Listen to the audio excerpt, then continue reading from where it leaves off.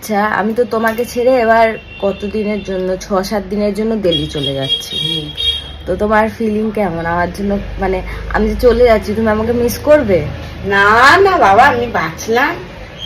তুই চলে যাচ্ছিস, আমি বাঁচলাম। বাপরে বাপ, ফোন করবে না তাহলে যে মা তাড়াতাড়ি চলে আয়, ভালো লাগছে না আমার? যে কটা মুখে বলি, তুই না থাকলে আমার ভালো লাগে না, তুই না থাকলে ভালো লাগে না।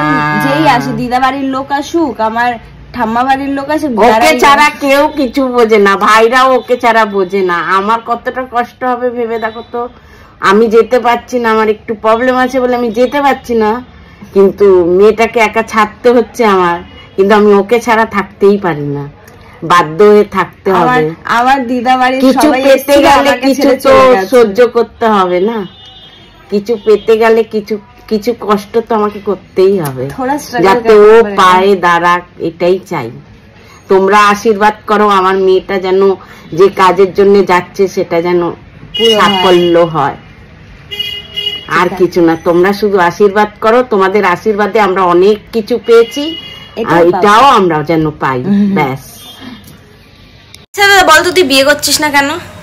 বিয়ে করছি না, এমনি করছি না, আমার মেয়ে ভালো পাচ্ছি না তাই বিয়ে করছি না। কেন পাচ্ছিস না বলতো? কেন? কারণ হচ্ছে তোর যা বয়স হয়েছে, ওই মেয়েরা এখন 4 বাচ্চার মা হয়ে বসে আছে, তো তুই মেয়ে পাবি কোথা থেকে? তোকে এবার কাকিমা দেখতে হবে। এই বয়সে মেয়ে পাওয়া যায় না, কাকিমা পাওয়া যায়। তো আমি চেষ্টা করছি, যদি পাওয়া যায় তো গাইজ, এখানে যদি কেউ 40-45 বছরের কোনো কাকিমা থাকেন, আমার দাদাকে বিয়ে করতে চান, করতে পারেন। 50 বছর বুড়োকে বিয়ে কর যা। সারা রাত ঘুমানোর চেষ্টা করে ঘুমাতে পারি না, আর সকাল 10টার পর থেকে ওঠার চেষ্টা করে আমি উঠতে পারি না। আমার জীবনটা যেন এমন হয়ে গেছে যে যেটা আমি চাই সেটা আমি করতে পারি না, যেটা আমি চাই না সেটাই আমার দ্বারা হয়। সকাল 4টে থেকে 5টা পর্যন্ত আমি চেষ্টা করি ঘুমানোর, তারপরে 10টা থেকে 12টা পর্যন্ত আমি চেষ্টা করি ঘুম থেকে ওঠার। মানে জীবনটা শুধু চেষ্টায় বেরিয়ে যাচ্ছে, মানে হয়ে আর উঠছে না ঠিকঠাক কোনো কিছু আমার দ্বারা।